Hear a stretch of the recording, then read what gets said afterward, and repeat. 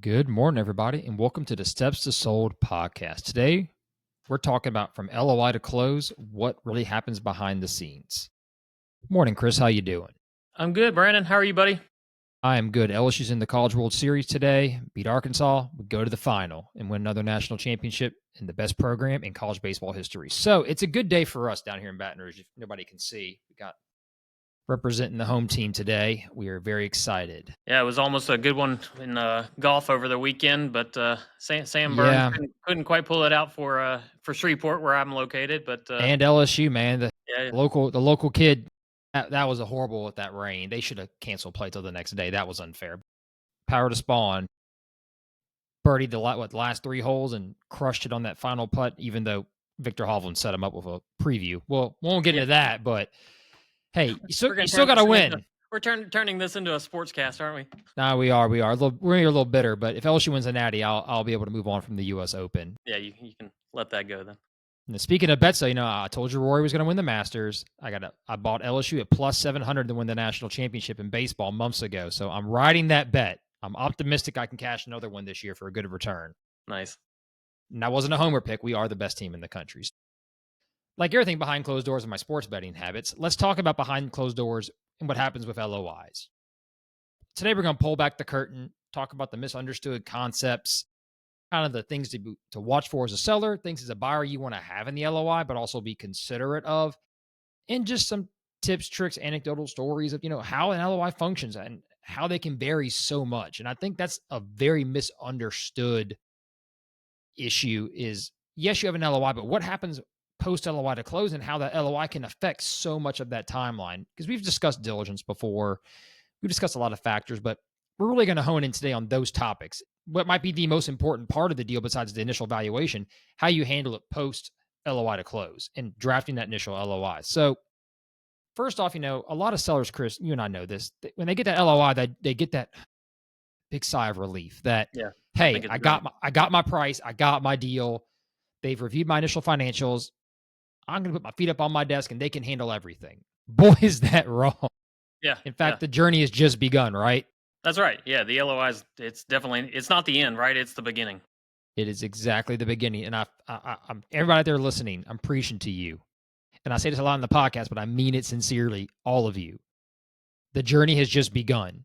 It's going to get a lot more busy, but that means you're getting closer to your final result, which is what you want. So just know it's like running the marathon. You've gone halfway. You still got to push through the hard part, but you're getting there. You haven't just started. You've done the valuation. You've listed the business. You've taken it to market. You've got a good buyer. You've got an LOI. Hey, it's time to shine. So let's talk about the basics first. Like, what is an LOI? What is a letter of intent? Well, typically it's a non-binding document that basically outlines, for lack of better words, the details, the breadwork, the framework of the deal, the foundation. Typically it's acquisition price, considerations, timelines, if there's financing involved, what type of sale, stock versus asset sale, all the general nuts and bolts to guide the deal going forward and how to figure everything out. The biggest problem I see, Chris, and the most common misconceptions are going to be, it's not a guarantee of close. If it's not a binding document, sellers don't realize it's still just a sheet of paper. It's guidelines, but this is not some contract you get on the courthouse and fight over. People don't realize timelines and topics of issue in the LOI can change, right? I mean, how often do we see someone propose an LOI and then that LOI is halfway different by the time we get to close? No, absolutely. It's a non-binding document, as I like to tell clients, but it is the framework, right? That's so right. what happens after the LOI is signed, it can make or break a deal. It can change. Yes. It probably, it's meant to be the framework. It's meant to be what is The supposed guidelines. to happen later. But does it always? No, not usually. There's going to be some changes in the deal as we go through the process, and that's why we say it's the start. This is not the purchase agreement. This is not the even end close. result. The number on the LOI is typically, sometimes it is what you get. If the deal goes smoothly, yes, that's what you're going to end up with. But if the buyer comes in and does their due diligence, it's going to be a lot of complexity in what happens to that LOI over time. No, we'll talk more about some of those timeline issues and how that can affect the changes. That's something we're about to dive right into. The biggest thing, key terms as we start going forward and talking about timelines to keep in mind, folks, is the price, structure, due diligence guidelines, If there's an exclusivity clause, we'll talk more on that. Seller note, possible seller employment, retaining ownership interests, and then of course any financing components. And we'll get to that later. But let's start with the timelines, because this is something me and you talk a lot about all the time with LOIs. First thing is there's got to be a deadline for the time that the LOI is in effect, especially if there's exclusivity, right, Chris? A lot of Absolutely. LOIs, guys want exclusivity. And I don't blame a buyer. Like, hey, I want you to take it off market or not receive any offers during this time. Like, I want this to be my deal. And I totally get that. But if there's not an appropriate amount of time you're giving to do your due diligence, if you need to secure financing, that seller shouldn't be obligated for 6 months to sit on the sideline and watch you filly fart around. As a buyer, you can ask for it. Just know you need to make sure you meet your timelines. And I tell people, when you read it, first get your LOI, before you sign it, circle those timelines on your calendar. Look at your calendar as an owner and say, hey, all right, let's say set 85, 90 days to close. Go find that date, circle it. How long is diligence? It's 2 months. Circle that date for deadline. Put those dates on your timeline and follow them. Do your best to stay with them, because that's going to help you get your deal done, but also keep the deal accountable. When people realize timelines in a deal don't matter, it's very hard to get everything back on track, right? How often do we see deals miss the first deadline? And then we know now they're going to miss every single deadline, or they don't have any emphasis to get to that deadline, right? It's like, we'll just keep going forward. Yeah, I love to see a lot of dates in an LOI. I love to see when due Mm-hmm. diligence is going to start, when it's going to end. A very key one that I know I like to see is, when am I going to see a pre-approval letter from your bank? It doesn't mean they've completely given you the green light, but I want to see The that. term sheet. Yeah, the term sheet. And sometimes I like to see that before an LOI, but I Mm-hmm. definitely want to see it after an LOI is signed if we haven't gotten it before. And then the other one is the exclusivity period. How long is it going to last? And how long Mm-hmm. should it last? We can get into that later, but yeah, all these dates are very important to have up front. Otherwise, you're just in this kind of, I call it the black abyss. You're just floating in this deal that could go on for months and months, and you don't even know when things should have stopped. Correct. And also, I'll say this to add to that point. Even before you get to the, like, hey, I've got the LOI, I want to sign it, it looks good. You have to factor in how many buyers you may have, how few buyers you may have, and what the build up to this was. If you're fortunate and you have a very, very, very popular industry with a great EBITDA, say it's 3 million EBITDA HVAC, you're going to be able to pick the litter. Almost, you might have too many people wanting to submit an LOI quickly to lock you down. In that case, you may go through an IOI phase, initial offers of interest, initial indicators of interest. You're going to have people submitting those so you can narrow the field down and say, okay, these teams are proposing the best overall price, the best overall guidelines. Now let's talk to, instead of 100 companies, talk to 5 individual companies or buyers and decide, okay, now I kind of know that all 5 want exclusivity. I'm going to have to deal with that as a seller. How long do I want to give them? And we'll talk more about our role in that later in the podcast, about how we help guide and structure and can assist you with that. But say you got in your IOI, say you had a good company, you got 5 IOIs, maybe you narrowed it down to 2 or 3 people you want to actually have real discussions with, right, Chris? We see that all the time with popular industries. Yeah, You agreed to it. narrow that field Mhm. and then take questions from those 2 or 3. Otherwise, you're going to be taking questions from 20 different buyers. That can be overwhelming. And it's also your chance to send messages back politely saying, hey, you're not even in the ballpark of what I want. We're not going to consider it. That's great. Or there may be a deal kill like, hey, I'm not taking it off the market. If you expect me to give you full exclusivity and take it, not even be visible online, I'm not doing that.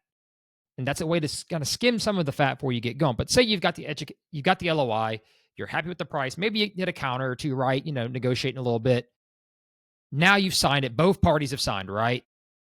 You need to I'm going to say it again, mark your calendar of the appropriate dates. Is it 60 days out for this, 90 days, 120, whatever it may be? That can vary by the size of the deal, how many entities, locations, due diligence timelines. You've got to appropriately scale your timelines to how big your deal is or how large or complex your company may be. If you're a smaller company and maybe you only have 10 employees, diligence is probably not going to take as long, right, Chris? Now, say you've got 10 franchise units. Each individual one has different issues. You've got to allot more time. It doesn't mean you give anybody as a buyer unlimited time, or as the buyer, you can't ask for 5 months. I think 2 months, 3 months at max. But I That's don't think pretty I. standard. Yeah, I'm 60 days. If you can't get it done in 60 days, I don't know what we're doing here. Let's talk about that due diligence 60 days. A lot of buyers are going to want a QV. We've talked about that, a quality of earnings report all the time. you need to factor in how long that's going to take. And as a seller, there are timelines. You are just as accountable as the buyer. If the buyer needs X document, X financial document, updated P&L, updated balance sheet, income report, whatever, the longer you take, they're going to say, well, I gave you 60 days due diligence. You've wasted 20 not getting it to me, so I want 20 more, right? Well, yeah, and then to be fair, that probably is the case. But if they ask for it and you got what they Day asked for one, in 2 to 3 days. boom. Yeah, there should be a due diligence should not be this long, drawn out process. We're not dealing with publicly traded companies and all that stuff in generally. So yeah, 60-day max. I love 30 days for smaller deals. I don't, get the stuff as long as the documents are ready to go. 45 Correct. And days there's is no kind of red a flags that pop up. Let's yeah, say that. If a 45 red days is flag kind of a pops up, sweet spot. Right, right. you have to give extra time because and remember, this is a seller. No buyer is going to move forward with an unanswered red flag. That's right. So if they find it, you need to give them time to figure it out and answer it as diligently, honestly, and tentatively as you can. If not, you're just shooting yourself in the foot. And as you and I know, the longer deals drag out, there's more chances of likelihood it's not going to close. Something can go wrong. People change their mind. Life events happen. Kids are born. Spouses divorce. Whatever.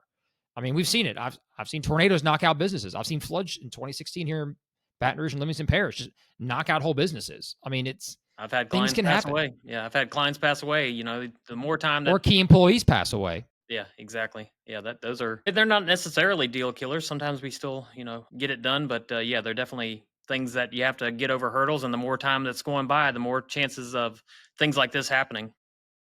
Exactly. And this is where the prep work shines. Let me say that again. Yeah. This is where your prep work shines as a seller. When we start our initial evaluation process, we've talked about that before, getting documents ready, getting things prepared, having your books prepared, cleaning things up, or making sure everything's tallied up, documents are ready. This is when you speed up your return by being prepared and having things organized where the broker can say, hey, I've already got all these documents, Mr. Buyer. Look at this. We've already got everything where you need in the deal room to start rolling. That's going to make things a lot easier, build more trust, help develop that relationship between you and the buyer, and it's going to give them confidence in the deal. This company's well run, it's organized, it's prepared. Yeah, you're So, right. Yeah, you're right. Where this is where momentum can stall, right? Everybody's doing absolutely. their part after the LOI. This phase is about turning assumptions to the facts. And that's exactly what buyers are doing. They're validating the deal. Lenders are running their separate diligence. Lawyers are doing what they do to turn the LOI into binding legal Mm-hmm. terms, that purchase agreement that we'll talk about. But yeah, if this is a part where your client, my client, the seller can't get documents fast enough, this is where momentum matters. And stalling will kill. It not only can kill the deal, it can kill trust, right? So you got to have these documents ready. I won't take on a client these days. Maybe when I first started, just getting started. But I've got a client right now, potential client. He can't get stuff in order, and I will not list his business as much as he wants to get on the market. It's like I just know where this is going to go. If you're not ready, we're going to get a buyer, we're going to get interest, and then we're just going to be in this phase where we can't get stuff back. It's going to take 3-4 weeks, and that's going to kill the deal. That's going to kill that trust. And Mm-hmm. it's got to you got to be ready for that part of the process. You got to be ready for post LOI. And if you're not really ready to sell. Let's talk about that post LOI. Who do you need to have involved besides the seller? Let's talk about accountants. A lot of times owners say, hey, I've got my LOI. Should my attorney review it? If you want, you're welcome to do that. Typically, it's not going to make that much of a difference because LOIs aren't binding. Your attorney's going to have a $5,000-$10,000 bill making minute suggestions that aren't going to be impacting the deal at this time. But your accountant, you should have your accountant. It really, in good faith, that accountant should be involved very early in the process, preferably when staging for valuation time, to make sure everything is updated, correct, and prepared. And also, at some point, letting your accountant know, hey, I'm going to market. When I get an offer LOI, I need you to be ready to produce whatever I need you to produce, right? This isn't, oh, tax season's coming up. I got an excuse, or I'm going on vacation. Like, hey, just letting you know, I'm going to market. I'm going to need you or your internal controller to be prepared to produce as many documents as possible. So having that team ready that we talked about in previous episodes, having that accountant, that controller updated to say, hey, it's about to get real. We're about to have a lot of requests. Get document. If you don't have them right now, start getting them prepared. Or if not, anticipate, and we can talk about our role in that too later on, how we can help you anticipate what documents to get ready. Start getting those prepared, or at least having updated versions, or if you need to go back and clean anything up, start that now. Don't wait till the request during the LOI, post-LOI phase. Now you're losing a week because you got to go back and make a stupid change to accounts receivable you haven't updated in 5 months, which shouldn't be happening anyway. No, and you back to the attorney. I always have clients ask me, should my attorney review this? My answer is yes, if you feel like they should. But exactly to your point, I don't want to see you run up a dollar legal bill on an LOI that's non-binding that the buyer could back out of tomorrow if he changes his mind. Mm-hmm. So I usually recommend that my clients send it to your attorney with, hey, do you see any big red flags? We're not trying to negotiate this deal out yet. I'm happy with the price. Don't, let's not try to negotiate that. We've already done that work to get it to this point. But do you see any things in here that may cause red flags later for us in a deal that are listed in the LOI that I need to be aware of? Give it a quick hour, 2 hour review. What do attorneys charge? $400-600 an hour for good ones. So, keep it under $1,000. You have this review, you feel a little better about it. But if you don't want to, you don't have to. Like we said all along here on this podcast, the LOI is non-binding. So if we get into the purchase agreement and you got to change a few things because now your attorney's telling you, it's probably fine. Probably wouldn't be a deal killer as long as it's not completely changing the deal the way it's been structured. But yeah, that's my advice on bringing in attorneys. I agree. Because let's talk about the next step in the timeline where they're probably not going to be involved in either is financing. SBA financing can take a good while. There's times it can be quick. When there's SOP changes or interest rate changes, it can take longer. We saw a bunch of that happen just recently on June 1st when the SOP changed and a lot of deals had to get restructured just because of terminology, what they'll allow, won't allow. We covered that in previous podcasts. If you're curious, go into the SBA special podcast we did with Huey Tran, and you can get all the details on how so much modified, got moved around. That's a whole nother discussion. But typically, when you look at the LOI, if the buyer says, hey, I'm going to go get financing, you want to define what kind of financing they're going to get because that's going to dictate the timelines. If it's seller financing, you don't need to do that much work for seller financing. You're not going through a bank conventional process. They want a conventional loan or an SBA loan. You need to underwrite 3 months minimum. So if their timeline said we're closing in 60 days, just know that's not going to happen. And say, hey, look, Mr. Buyer, I see you have this deadline. You're not going to get it done that quick. I've seen some lenders say they got deals done in 30 days, right? We've seen that. Mostly have no real estate component. But let's be honest. That means the buyer and seller were in perfect harmony, which is so rare to start off. And that means the business has 0 red flags, perfect financials. You're not at the end of tax season, so they want to wait till the end of the year taxes have to be done.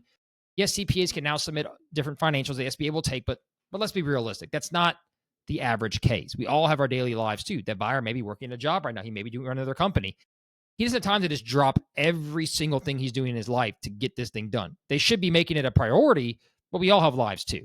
Let's be realistic. And you're working in your company, Mr. Seller, so you may not have time to stop midway through your day and say, oh, I'm going to drop everything I'm doing and take care of these 5 documents. Things happen. Emergencies happen. So be prepared for that. But let's talk about when the attorney's involved. When it's really time to say, hey, it's time to get going. We've covered due diligence. Maybe financing has been secured or not secured, didn't need it. Maybe it was a cash a cash deal, excuse me. And it's time to start drafting the APA, the asset purchase agreement, right? That's when you want to say, all right, you want to have an attorney picked out, preferably one you have notified before or someone with business transaction experience. Let me say that again, with business transaction experience, not a title attorney selling houses, not your mama's ex-boyfriend's attorney did the divorce. Like you need a real business transaction attorney with experience, preferably at the level and the size of your transaction, even more so if they've done ones in your industry. That is a huge bonus. We use Dennis Pennington here in Baton Rouge all the time. He's done 500-600 closings for us in our group. He's got documents in place. He knows what he's doing. He's going to save you some money, but also understand how to get the deal done. And you want an attorney that wants to get the deal done. You want an attorney that's there to chop things to shreds, right, Chris? Run up a big bill.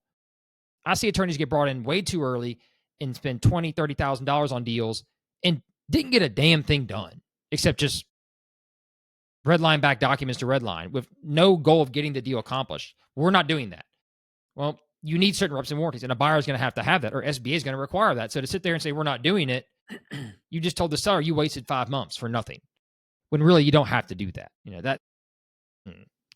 And let's talk about this too, Chris. We see all the time with attorneys, and with the right attorney, you want to talk about this. Employment agreements. Every state's laws are employment agreements. Non-competes Yeah, are non-competes different. for sure. You really want to have an attorney who knows that those states' regulation, because those could be deal killers or deal savers, right? How often do we see buyers ask for something and the local attorney has to say, in Louisiana, you can't do that.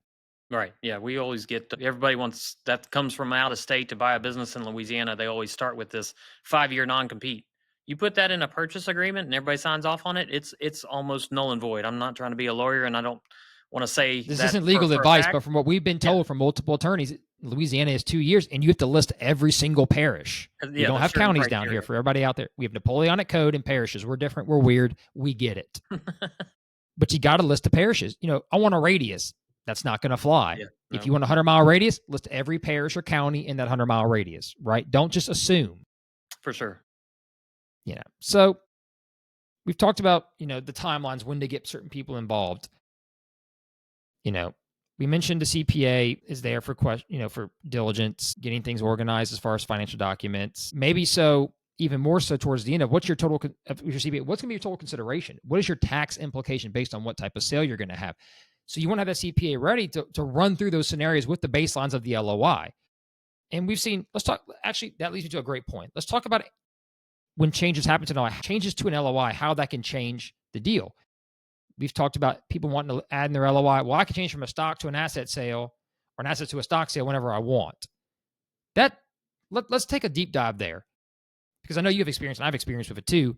That could be a problem, because what you leave behind working capital wise, receivables, payables, the liabilities, the total value, that can change dramatically for tax implications and what really should be left behind, right, Chris? Oh yeah, absolutely. I mean, you got any kind of big change that comes after the LOI is signed, you're gonna, most deals that fall apart, they don't do so when you're signing the LOI.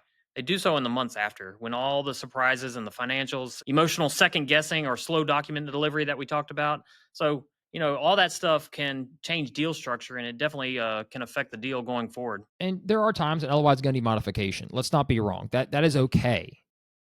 But we prefer stronger LOIs. What do we not like, Chris?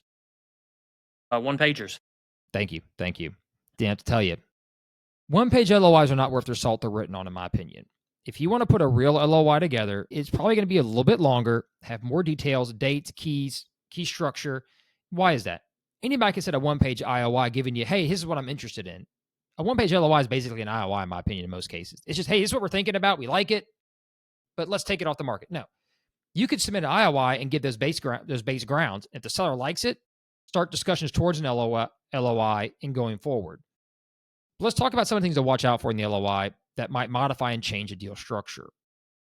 We talked about, what a peg to working capital, a peg to the multiple. Let's dive in there, because I don't think sellers understand that concept. And it's very hard sometimes to explain it when you're doing the valuation process, because they don't know how it's going to affect, because they're just figuring out how multiples are even applied to these valuing of businesses, especially stock sale versus an asset sale. Yeah, so you're going to see that big number right on the front page, first paragraph, right? What they're offering. 3 Mhm. million, 5 million, 7 million, whatever it The is. eyes light up. Oh Yeah, yeah. you're like, "Oh, yeah, we're close. We're close." What you need to read is not the fine print, but it's in the paragraphs that follow. It's saying, usually, from sophisticated buyers, it's going to say how they got to that number and why they're offering you that. And typically, it's Mhm. going to be a multiple of the SDE that the broker calculated in your recast or valuation. They're kind of tying you to that. They're tying the broker to that, and we're basing that off of what the financials you've given us. As they're going through due diligence and they're working up their accountant's working on their side and doing a Q of E or whatever he's doing, they find that cash flow is way off from what we proposed or what we advertised. They're tying that number on the page one, first paragraph, that 3 million, 5 million, 7 million, whatever the case may be. They're tying that to that. So as they due diligence can only serve them. They're not going to tell you. And I don't think have you ever had a deal, Brandon, where they found more cash flow than what we've advertised? I don't think I've ever found that one. It's always I've the opposite. never had it happen like that. Have I had a Q of E before, move something around where it Yeah. rebounced out one year stronger than the other? But Right. if you reconcile it, it didn't make much No, difference. no. To be honest, I've never started with $300,000 cash flow. Buyer comes along and now you missed $150,000 of cash flow. We're glad to offering pay you more. more. Yeah, never happens. The It's only time you always get more is if there's an inventory reconciliation or right. something of that nature where, hey, we realize we're $40,000 over in inventory and we thought we were going to have. Okay, I'll pay you $40,000 in cash. Often it's a negative reduction because something's Yeah. missing. No, so back to my point, that's you need to pay attention to those paragraphs, and your broker should be pointing those out to you, saying, "Hey, as we go through this, it could change, and this is how they're going to change it. This is why they would change it. Maybe they don't have a reason. If your financials are in impeccable order and they are exactly as you say they are, there's no reason for it to change. But you need to be aware that can because what happens if the seller isn't expecting that later in the process, emotions kick in. Hey, we want to lower that 5 million down to 4.2, and they think I just lost $800,000 because you found a few errors in my finance. Well, they're not few errors. That's a pretty big move, but it's tied to that multiple. So if they found $200,000 of errors or things that need to be reallocated, maybe it was an asset sale that you marked as revenue, Mm-hmm. and they're put a multiple of 4, that 200,000 becomes $800,000, and that 5 million just became 4.2. And And so let's talk emotions about kick that. in. Emotions You made kick a in great because you made a great point. you've already spent Timeline. that 5 million. You've already saved that 5 million. That 5 million is going to your grandkids when you pass away. You've already Counting the locked that money number before in it's your there. mind. And now 3 months later, after due diligence has gone through, you're having to reconcile in your brain that, hey, this is now 4.2. I already had that 5 million ready to go. Yeah, understand those paragraphs. Be ready for them. And if there's any surprises, kind of be emotionally ready, I think is one way to put it. No, I think you're right, but that's also goes back to our timeline discussion, circling those key dates. Exactly. If you see someone's going to peg a metric in the LOI, whether it's working capital, whether it's the multiple, you need a date agreed upon when that's going to be done. You don't want to leave that number open to the day of closing. It's important that if they don't have that date metric set, hey, the working capital peg is going to be decided within 4 weeks. The multiple peg is going to be decided within 8 weeks. Because if you leave it open, one, as a seller, you need to be able to shut that door and a buyer shut that door and move forward on the asset purchase agreement, focusing on everything else you've already agreed upon. If that's left open, it's human nature to want to keep looking for something to save some money. It's human nature to want to go find issues.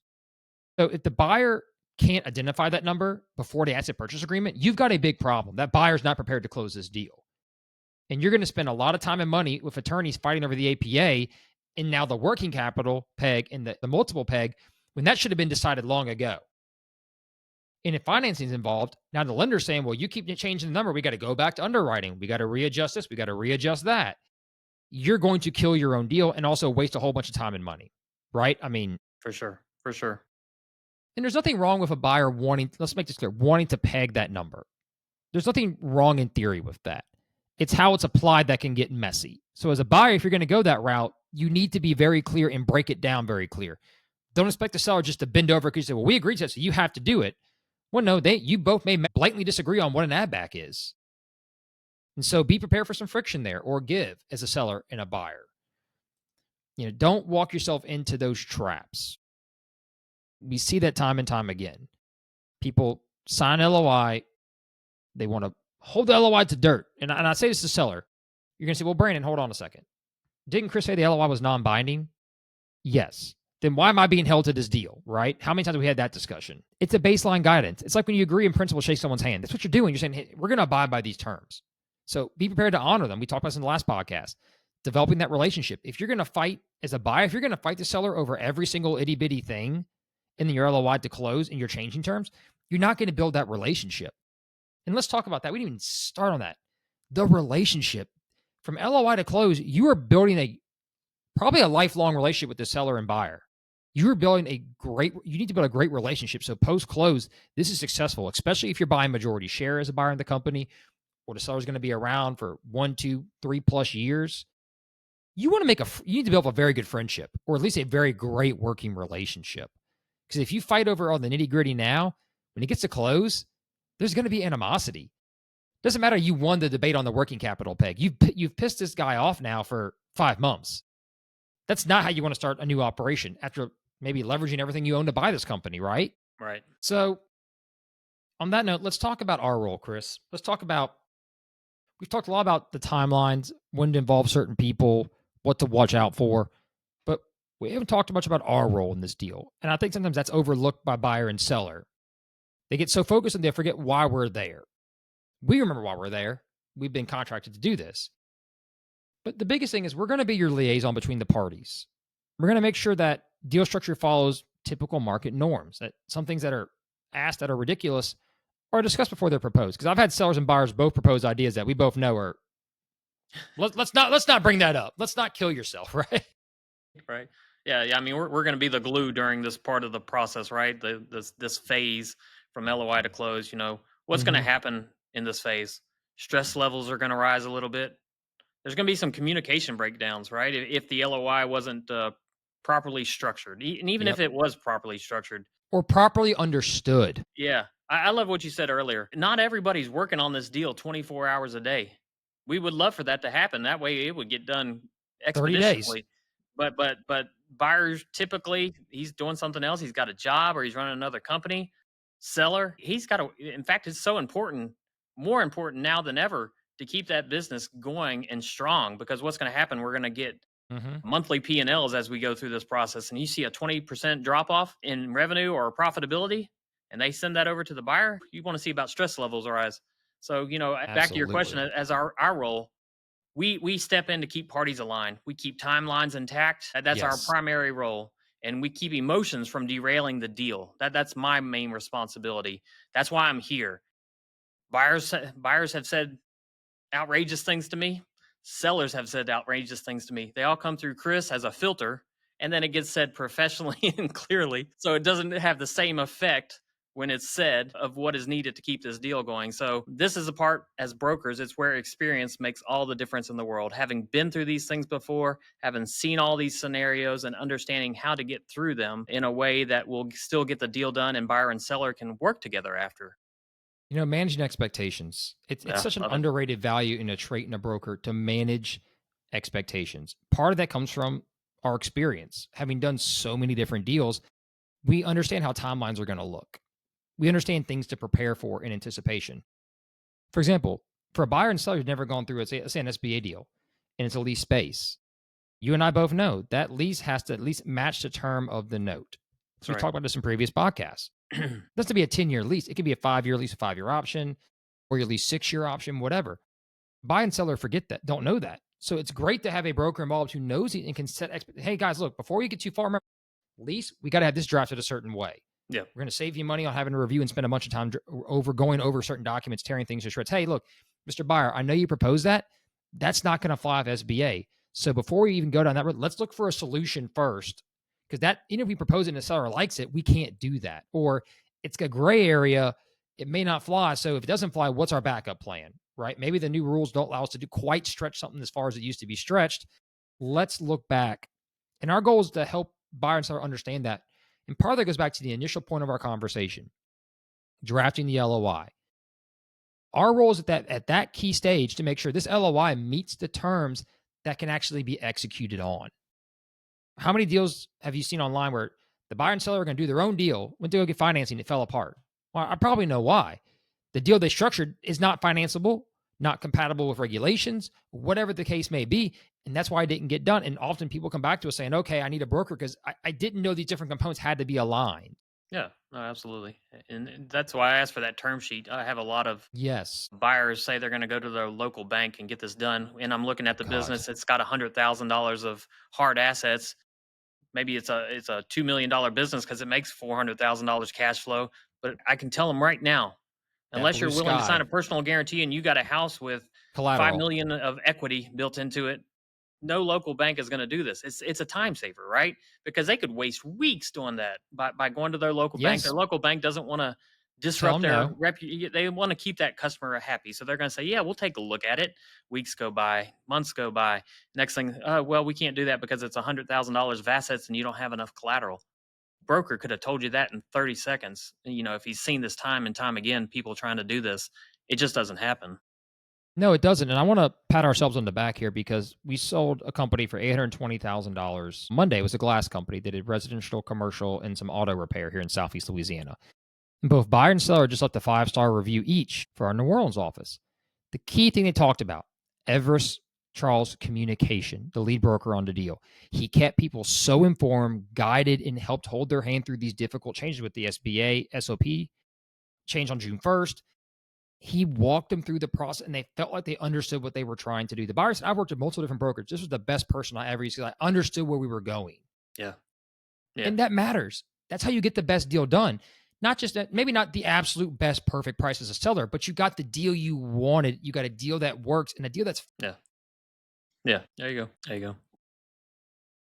There you go. Preparation. Yeah. No, I like your word preparation. That's the key in this part, but it doesn't happen after the LOI sign. That preparation happens for me. It happens even before the listing agreement with my clients is signed. Yeah, it's an insurance policy.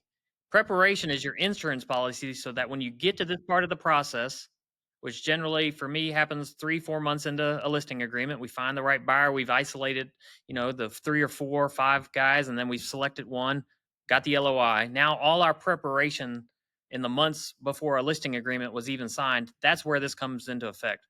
I'm going to have a clean data room. I'm going to have a clean data room not only for the buyer, they've already checked it out. We've got the LOI, but I'm going to have that clean data room for the lender. I'm going to send it to the attorneys. They're going to see whatever they need to see and they're going to be able to access it. It's going to be nice and organized and cleaned. So having that experienced advisor, but on the other side, you got to be calm. You got to be a focused seller. You got to be understand that you got to keep this deal alive. This deal can get bumpy from LOI to closing. That's exactly what we're saying today. It's not you're not at the finish line. If you think like that, yeah, if you think like that, you're the runner running around the track, and about 100 yards before the finish line, you're raising your hands in the air because you know you got it. And next thing you know, guy passes you right by, and you're left in the dust. You just lost the race. So don't assume you're at the finish line until wire hits the account. There's usually not checks at closing anymore. I like checks. Checks are nice. You get that. It's almost like getting that big check. I don't think I've seen a check. I don't think I've seen a check at a closing in a while now. It's always wires now. But yeah, yeah. People need to hand out checks more. You need something tangible in your hands. It is. Yeah. Yeah, you don't wanna lose everything you've got over a deal and a clause that you yeah, a clause you couldn't even foresee, and you shouldn't have been able to foresee, but something happens. That's right. Something happens months down the road, but, what I always tell buyer and seller is that we're trying to create a fair deal. I know that may sound, a little just yeah, yeah, a little bland, but it's really, if you look at it from their shoes and their perspective, is it fair for both parties? They're wanting to sell the business. Yes, they are investing a lot of money into buying your business, and if something goes wrong months after that you had no control over, but it affects the deal, you kind of look at it, and that's where lawyers look at it is like, hey, who should be paying for that? No, sometimes it's 2 2 3 days after, yeah, a week after, sometimes. Nope, yeah, it is. That's right. Yeah, this post LOI phase, getting to closing, this is where deals are won or lost, right? Getting to LOI, is it hard? Yeah, sometimes. So you got to do a lot of marketing. Got to do a lot of, as a broker. You got to do a lot of talking to buyers, finding out which one's the best one to move forward with, talking to your sellers. But I usually tell my clients this. I feel like we're 10 to 20% of the way there when we get an LOI signed. Sellers feel like they're 90 95%. They feel like they're at closing, it's really not. You're at 10 to 20% of the way home. And so, as a seller, as a business owner, if you're considering moving forward, I encourage you not to go it alone because you think getting an offer is almost home base, and it's not even close. This is where brokers lean in. This is our moment to shine. This is where we solve problems, manage emotions, and we deliver real value. I think a lot of people are looking for brokers just to bring them offers. That's great. I don't have a problem getting buyers. I don't even you and I don't even market for buyers anymore. We've got such a large database of buyers who are willing to buy great businesses.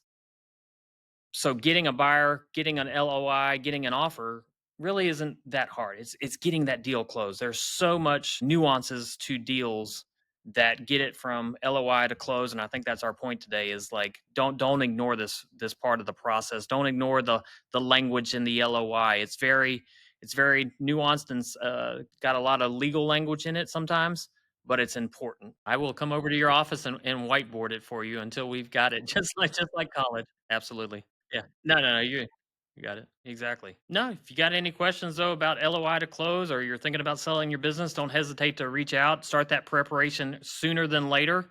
Like I mentioned before, even before the listing agreement signed, there's usually a month or two, maybe 3 or 4 of work that needs to be done to get preparations done so that we can get the business listed.